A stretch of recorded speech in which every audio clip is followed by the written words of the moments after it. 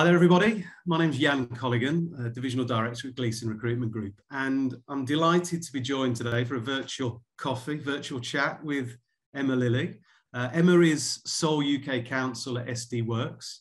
She's a career coach, a social mobility champion, and founder of InHouse Potter, a wonderful resource for students and those looking to build a career as an in-house lawyer. So I was keen to have a chat with Emma today, just to get her view on those beginning their career in industry, any questions or tips that she can share or advice that she can impart. So delighted that you could join us, Emma. Thank you very much. I'm sure you've got plenty on your plate. Thank you so much for having me, and I love that introduction. I feel like I'm going to carry you around with me and introduce me into whatever room I'm in. Yeah. Get me out your pocket every now and again, but excellent. So, I mean, kicking things off, Emma, do you want to sort of tell us a little bit about InHouse Potter and perhaps your motivations behind sort of setting it up? Although my journey in law wasn't the most straightforward, I would say, I did know what I didn't want to do, and that was to work in private practice. And if I'm being completely honest, which I always will be, I felt like I just didn't fit in and I wasn't welcome there. And that's for a few reasons. I didn't get the best A levels. I got into law through clearing, so I didn't have the best start. When you think about what's told to you at university, where you need certain grades to apply for training contracts, you've got to do it in second year. I mean, I wasn't ready. I fell into law through clearing. I wasn't like a seasoned, I'm going to be a lawyer kind of person. So that felt like I wasn't going to be a lawyer, just from what I'd learned at that stage. When I did discover InHouse though, which was like a huge light bulb moment, it gave me a lot of hope, and I felt some release that actually I found where I can be. It's something that suits me. But that was very quickly diminished because I started to do my research on InHouse and read a lot of articles about, oh, well, you've got to go in private practice first. You've got to follow this route, that you can't avoid the getting into a firm, earning your stripes, and then you can move into a business. So I was reading all these things, but I was like, right, I'm going to consider what I can do just to make it possible for me, and pushed through and looked at different ways of qualifying in-house. So applied for the even lower level roles, looked at businesses. And thankfully that worked for me. But fast forward years later, post-qualification, I was still finding this advice online and discovering through chatting to others that they were putting their dreams on hold just as I almost did. So I thought, I'm going to update this, I'm going to start sharing it. And then thankfully it's caught on, maybe because it's relatable, I'm not sure. But yeah, InHouse Potter was born. I think you're right. What a lawyer looks like now, what an in-house lawyer looks like now is very different to 10, 20, 30 years ago. And it sounds like you were finding, and do you still find that there are many misconceptions? Yeah, there are. They're still there. And the first article that I was actually commissioned to write through InHouse Potter was a myth-busting article on InHouse. And that was, gosh, two and a half years ago, maybe now. But I still get the same questions that I was getting those years ago. And I think it's the nature of the way that either law degrees or non-law degrees, or the way that we first research the industry, this stuff is still out there. So just to give some examples of them in jest, but people often say to me, are you sure that you're qualified? Because of the way that I did it. So I had 6 months knocked off my training contract because of previous experience. I trained in-house and coupled my PSC, LPC, MSc with my training contract and did it all at the same time. A lot of people don't realise that's possible. And what I try and share a lot of is the SRA regulations that allow you to do that. And there's also misconceptions around that we are paid a lot less. In fact, we aren't. My peers and friends that are in the industry at each level have in fact either been paid the same or more than them. So it's quite an interesting one to bust that myth. There's also the interesting one about we don't work as hard. And I can say for sure that I work hard. It's in a different way. We make different decisions, and the level of work, and of course there's very unlikely to be time recording in-house, and the deadlines are different and the pressures, but those are a few, and we're working through busting them. I think people are starting to realise the importance of in-house lawyers, and that you are still successful if you are an in-house lawyer. I mean, we talked about it at the start there, how the legal landscape is changing. It's probably changing at the most rapid rate that it has ever. over the last couple of years and continues to do so. Which changes are having the sort of greatest impact on those beginning their career in-house? It's got to be the SQE. It has to be, because it's the perfect partner for in-house careers. Just through the nature of in-house and the flexibility of it, the SQE really speaks to somebody who wants to be in-house at an earlier point in their career. One of the main challenges that we used to face, or still happening now, but it will phase out through the SQE, is getting businesses to award training contracts. That's for a few reasons. It's the commitment, it's the supervision that's required by a business that isn't in legal services. So you've got to convince someone who holds the budget and the decisions to be made on that isn't a lawyer and doesn't understand that way. That will change through the SQE, and I am hoping and pushing for this to come quite soon, because those roles will allow someone to work towards qualification without having to get past that training contract barrier. You don't have to be awarded a training contract anymore. And as I said earlier, the way that I structured my route to qualification, people think that through the SQE, through studying and training at the same time, that's new. It's not new. You could have always done that. It's just firms chose not to. Now, firms might still choose not to offer that flexibility. I think some of them are still saying you do a 2-year qualifying work experience period. It's still similar to the training contract. You'll do that rotations and you'll get great experience that way.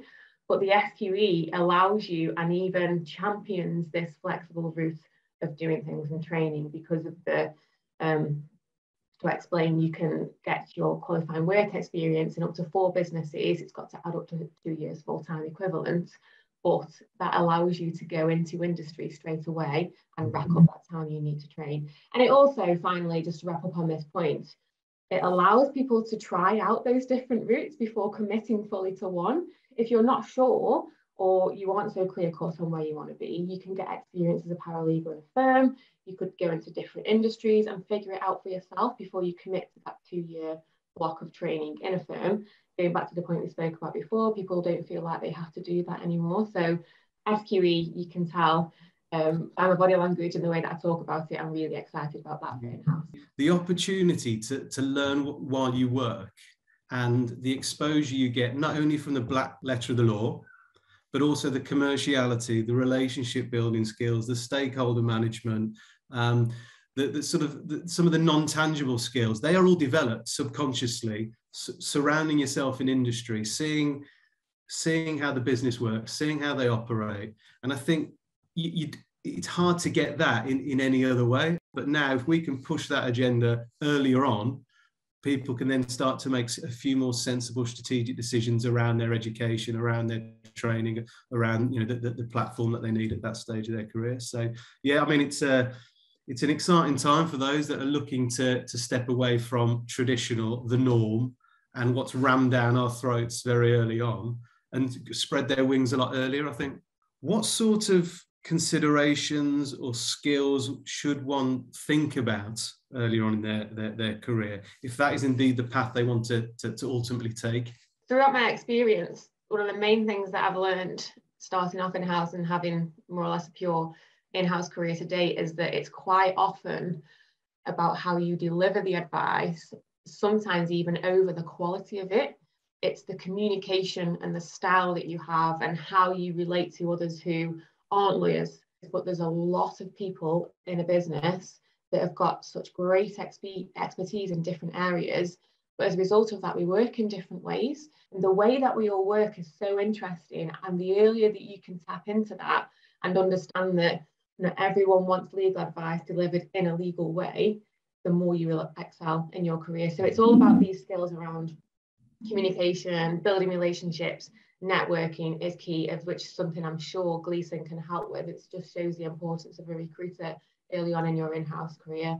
You've got the emotional intelligence that comes through, but also the accountability. In-house, you will not be spoon-fed, but you'll see it a lot on different job descriptions. You can hit the ground running, you can get going. It's like, well, what does that mean? It means that you're willing to be accountable for the workload you have, take responsibility, use your initiative, have a go at things. And it's that, sometimes that bravery and confidence, it takes time. But if you can fake it, first of all, it will come. There's so much legal knowledge that I've learned about that I will never use in-house because it's not the way of the in-house world. So I think it's focusing on the delivery, how you communicate with people and get them on your side. You need to be influential and reliable and trustworthy as an in-house advisor. And sometimes those things are forgotten about because it's not the traditional way of learning about law and how to be a lawyer. But I would say concentrate on those and you're setting yourself up for a great start in-house.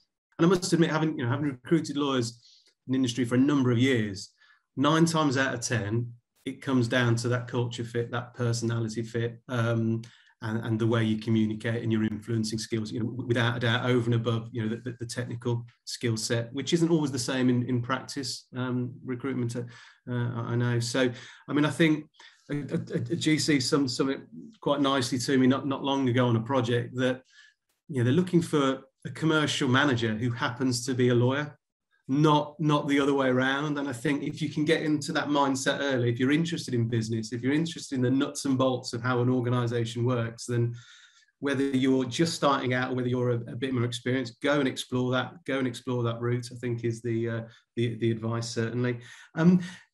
How has the role changed, would you say, Emma, over the last few years, the in-house lawyer role? I mean, I've seen it develop. I've seen it change from our side of the fence, but living and breathing it every day, how have you seen it change? The role has evolved that much, like it's so wide, and it just speaks to exactly what you've just said, Jan, about the commercial manager happening to be a lawyer. You've got to think about the commercials throughout, and it's got to be weaved through the way you live and breathe the law. And that is, the next question will be naturally, how do you do that? But it's understanding the business, and it's that commerciality. It's the doing more for less argument, I think, as well. But what I'm hoping will start to come through is that businesses will see the value in allocating more budget for projects such as tech and hiring those more junior end roles to enable efficiency in the team. That's how I see it growing further, because we've been under so much pressure recently to, it was the business partner, you've got to be integrated, you've got to be part of the team. I think we've nailed that now as in-house advisors, but the next step is, well, if you wanted to do more for less and continue to do so, then we need more budget and more resource to show that it's a valued investment, that we can, with that money and with that resource, just bloom even more and do even more for the business. Because a lot of in-house lawyers that I speak to are so passionate and so keen to get into driving more revenue and also regulating risk and doing all of these things, but we're so tightly squeezed as well because of this evolution that we've had to do more and to be more of a, like you say, commercial advisor. So that's what I'm hoping it will grow into. Whether that's a pipe dream or not, I'm not sure, but I think we are really starting to put a stamp on our value. Businesses have also got to, in the future, look after their teams and their talent, and it's all about this succession planning, because otherwise, if you lose a key individual such as a lawyer, because of the nature of the teams, they're quite small, losing talent like that and not offering the right packages and that culture fit, just as you spoke about, will leave a huge gap not only in the team but in the business as well. I think we'll soon start to see risk registers grow. So this talent war that we have going on now, I know it's really exciting, but in-house legal teams and businesses really need to react to that. The in-house lawyer now is a lot more commercial, a lot more proactive, and wants to, as I say, get involved earlier on in the piece. And I think businesses need to identify that from a retention perspective. You want to be challenged, you want to be growing, you want to be developing, you don't want to be doing the same thing year in, year out. And I think using your legal function, getting the tech right, getting a lot of the business as usual activity costed effectively, getting it resourced effectively, allowing for that creativity to flow. I mean, I think let's not sort of hamstring the in-house counsel. Let them add value right across the business, I think, and that's what we're finding, certainly from the briefs that we get. So excellent. I mean, finally, I guess, Emma, you've imparted plenty of wisdom today and given some really good insights to those looking to build in industry. What one piece of advice have you heard or was given to you earlier in your career that you could share perhaps today, and would give somebody that real shot of positivity as they look to build that career in-house?